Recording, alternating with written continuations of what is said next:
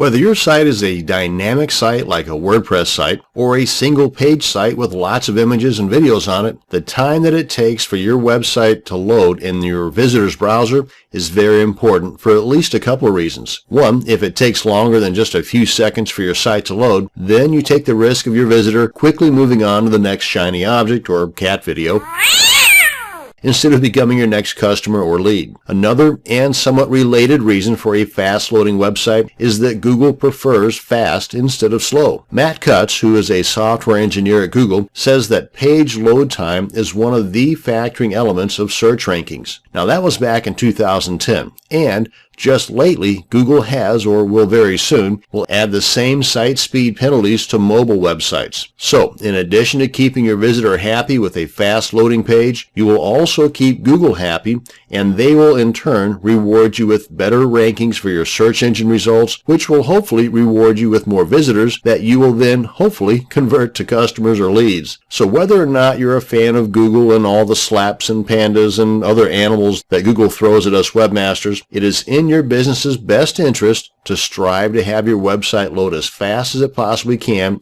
and to keep it that way. So when it comes to your website, speed is a good thing. Thanks for watching, and you have a great day.